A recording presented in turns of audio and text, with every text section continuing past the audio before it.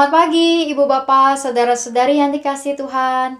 Kita bersekutu bersama-sama dalam persekutuan doa pagi GKI Gading Indah di hari ini. Semoga Ibu Bapak, Saudara-saudari semua berada dalam keadaan baik di pagi hari ini. Kita akan bersama-sama menaikkan lagu-lagu pujian kita, mendengarkan firman Tuhan, dan menaikkan doa-doa kita kepada Tuhan. Di dalam sebuah tema di pagi hari ini tentang Allah sanggup. Mari kita memulai persekutuan kita dengan menyanyikan lagu pujian kita bersama-sama.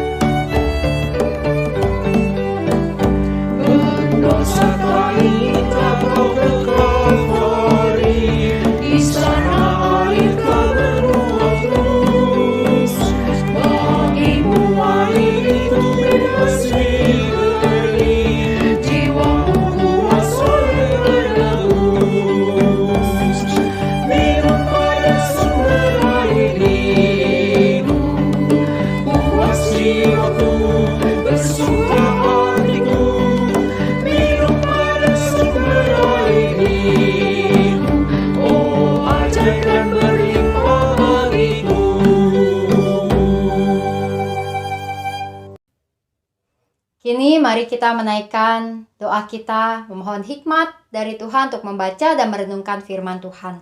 Kita berdoa. Tuhan yang Maha Kasih, di pagi hari ini kiranya setiap kami bersyukur kepadamu atas kehidupan yang dapat kami jalani. Juga atas persekutuan kami bersama-sama saat ini, di mana kami dapat menaikkan lagu-lagu pujian kami serta doa-doa kami. Tuhan, kami juga menyiapkan diri untuk mendengar, membaca, merenungkan firman Tuhan. Maka biarlah setiap kami membuka hati dan pikiran kami untuk kebenaran firman Tuhan. Engkau yang bersabda, ya Tuhan, bagi setiap kami saat ini. Hanya dalam nama Tuhan Yesus kami berdoa. Amin.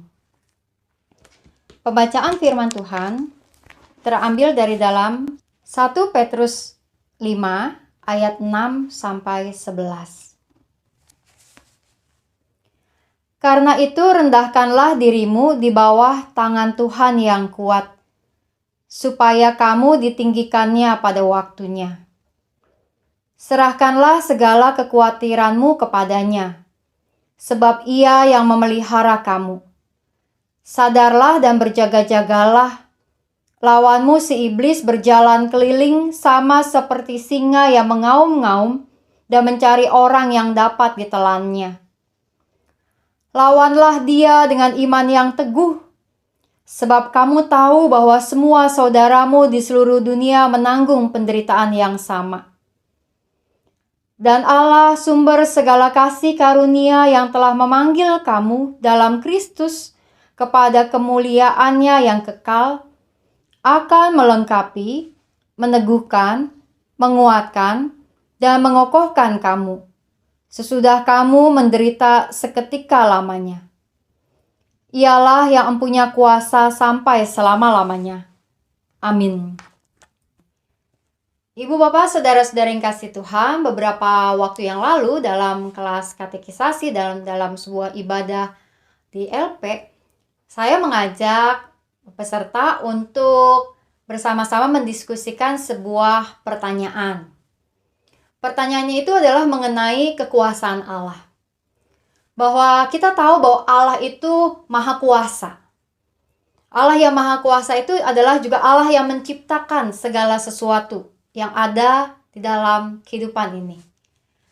Lalu pertanyaannya adalah, apakah Allah bisa menciptakan sebuah batu yang sangat amat besar sehingga Allah sendiri tidak sanggup untuk mengangkat batu itu? Kan Allah itu Maha Pencipta. Berarti Allah bisa menciptakan segala sesuatu, bukan? Dan Allah itu Maha Kuasa. Dia Maha Kuat. Lalu kalau Allah menciptakan sebuah batu yang sangat besar, sampai Allah sendiri tidak bisa mengangkatnya, berarti Allah tidak Maha Kuasa, karena dia tidak bisa mengangkat batu itu. Betul ya? Tapi sebaliknya, bahwa kalau kita katakan bahwa semua yang Allah ciptakan pasti Allah sanggup untuk mengangkatnya, berarti Allah tidak bisa menciptakan batu yang amat sangat besar sampai Allah sendiri tidak bisa mengangkat. Sudah mulai pusing dengan jawabannya, Ibu Bapak Saudara-saudari? Nah, pertanyaan ini, Ibu Bapak Saudara-saudari, memang adalah sebuah pertanyaan tentang misteri ilahi, ya, misteri Allah. Pertanyaan ini adalah pertanyaan di dalam pemikiran manusia ketika manusia tidak sanggup untuk benar-benar mengerti tentang kekuasaan dan kehebatan Allah. Bahwa otak kita manusia ini terbatas untuk bisa mengetahui siapa Allah sebenarnya. Kesanggupan apa yang Allah miliki sebenarnya. Pemahaman dan otak kita tidak bisa membayangkan semua kekuasaan dan kehebatan Allah. Dan karenanya pertanyaan tadi merupakan sebuah pertanyaan yang mengajak manusia untuk merefleksikan mengenai iman percaya kepada Allah yang berkuasa. Namun apa yang menjadi satu perenungan penting di dalam pertanyaan itu adalah, apa tujuannya Allah menciptakan sebuah batu yang besar? Apa tujuannya ketika Allah menciptakan segala sesuatu yang ada di dunia ini? Karena segala hal yang Allah ciptakan, semua karya Allah selalu punya tujuan. Dan demikianlah ketika Allah juga bekerja dalam segala hal di dunia ini pada saat ini, juga di dalam kehidupan setiap kita. Bahwa selalu ada tujuan yang Allah mau nyatakan di dalam segala sesuatu yang terjadi. Dan kita akan mampu mengenali, memahami, dan melihat tujuan itu ketika kita terus bergaul akrab dengan Tuhan. Dan bahkan kita belajar untuk mempercayakan diri kita kepada Tuhan, sekalipun kita belum mengerti dan memahami apa yang menjadi tujuan dari semua hal yang kita sedang hadapi. Itulah iman. Nah, tema hari ini, Ibu Bapak Saudara-saudari, adalah Allah sanggup. Allah sanggup. Sanggup apa? Kita mungkin bisa membayangkan bahwa Allah sanggup menolong kita. Allah sanggup menghilangkan pandemi. Allah sanggup menyembuhkan sakit kita. Allah sanggup memberikan kecukupan pada kita. Nah, namun kembali ke dalam penghayatan kita, bahwa segala hal yang ada dan terjadi dalam kehidupan kita yang dikerjakan oleh Allah selalu ada tujuannya. Pembacaan Alkitab kita pada hari ini, Ibu Bapak Saudara-saudari, diambil dari surat Petrus, ya, surat 1 Petrus pasalnya yang kelima. Petrus menuliskan suratnya kepada konteks sebuah jemaat yang sedang mengalami pergumulan dan penganiayaan.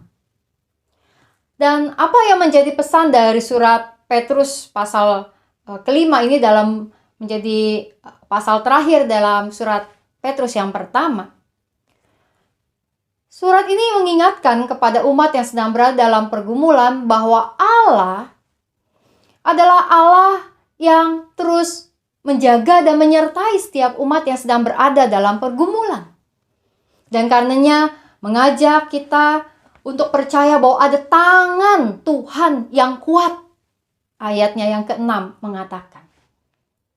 Dan karena itu kita mau merendahkan hati kita, menyerahkan segala kekhawatiran kita kepada tangan Allah yang kuat itu. Tangan Allah yang perkasa. Tangan Allah yang sanggup melakukan segala sesuatu. Tapi juga, Ibu Bapak Saudara-saudari, ayat Alkitab kita berbicara tentang iblis yang seperti singa yang mengaum-ngaum, yang selalu mengancam, yang selalu berkeliling.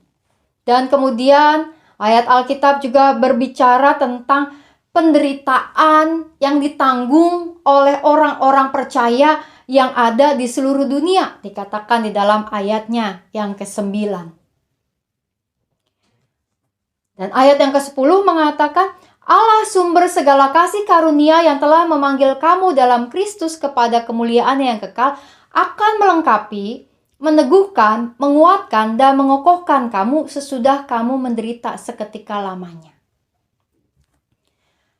Petrus di dalam surat ini memberikan pesan kepada jemaat bahwa ketika mereka memiliki penderitaan, kesulitan, ketakutan, serahkan kepada Tuhan yang tangannya kuat, Tuhan yang perkasa, Tuhan yang sanggup melakukan sesuatu.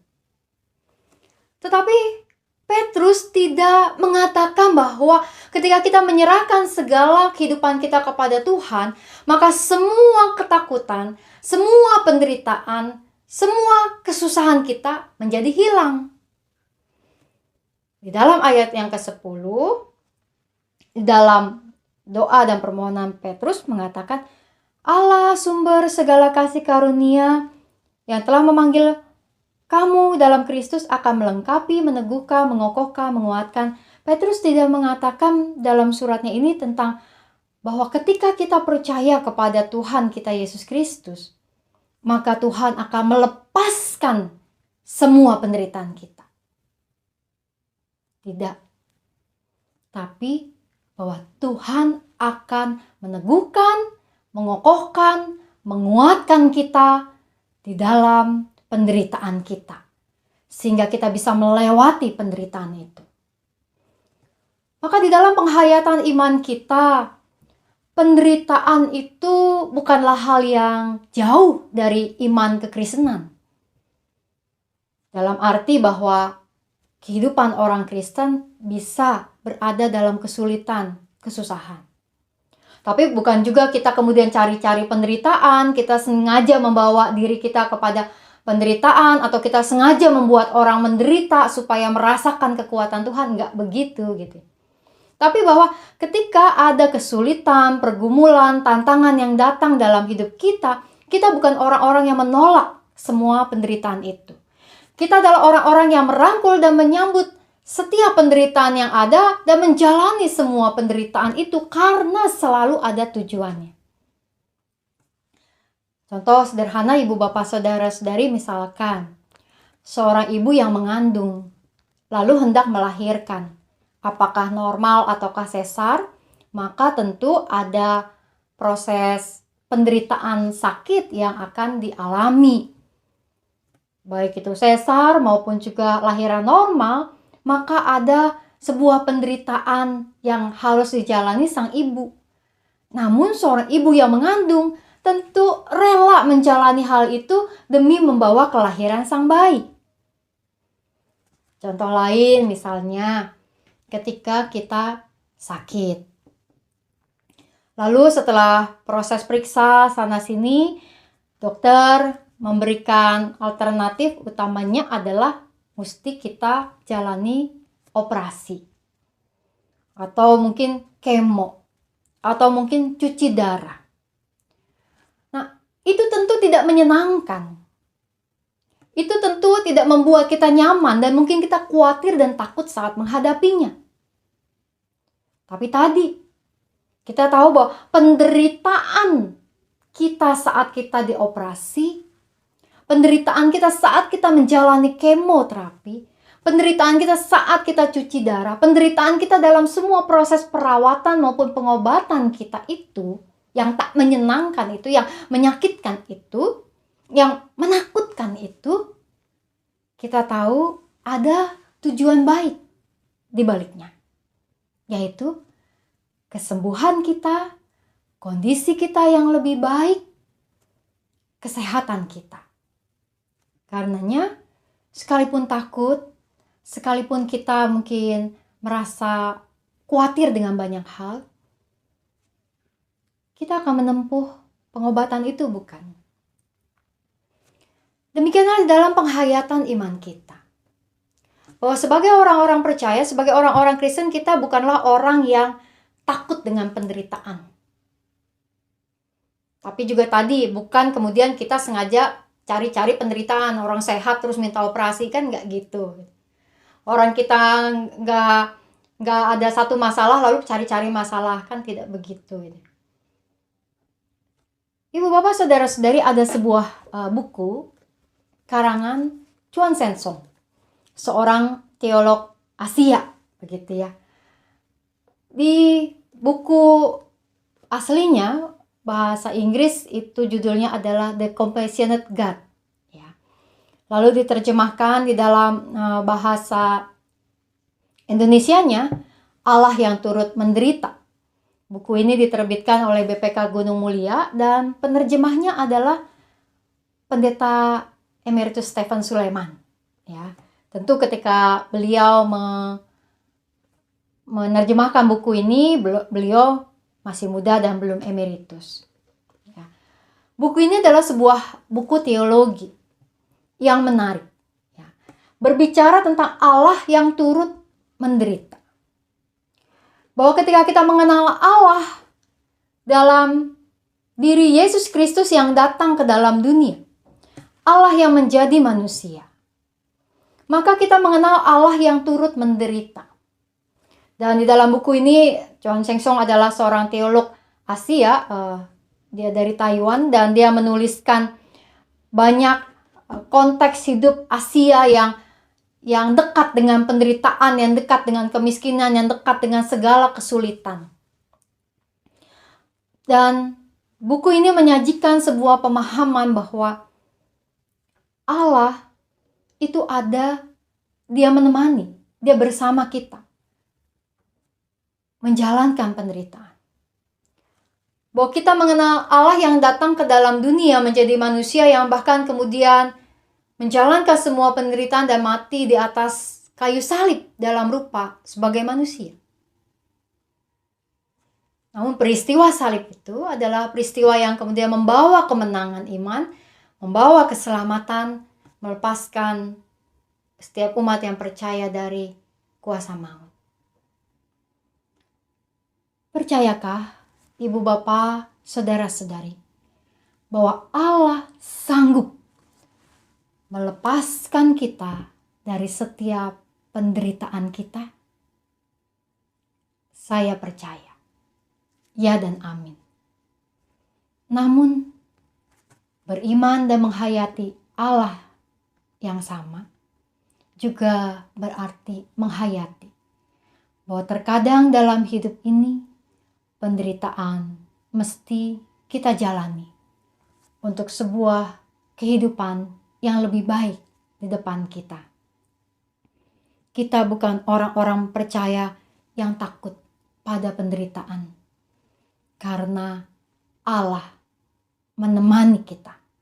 Dia akan melengkapi, meneguhkan, menguatkan, dan mengokohkan kita untuk melewati setiap penderitaan kita. Allah sanggup. Amin.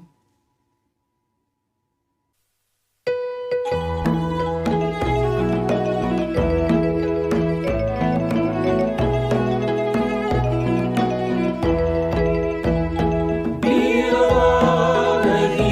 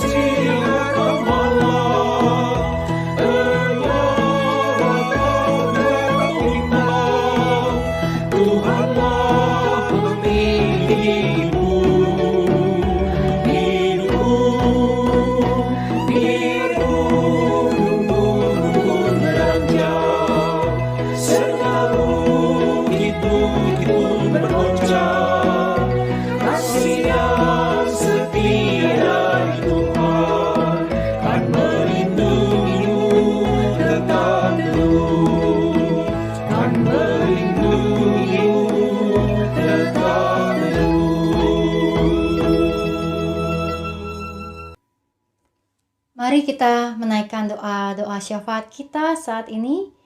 Kita akan berdoa juga untuk keluarga besar dari Pendeta Emeritus Stephen Sulaiman, khususnya Ibu Dini dengan anak-anak yaitu Gita dan Rina. Di dalam semua rangkaian ibadah kedukaan, juga untuk esok hari, di hari Rabu, pemakaman akan dilaksanakan.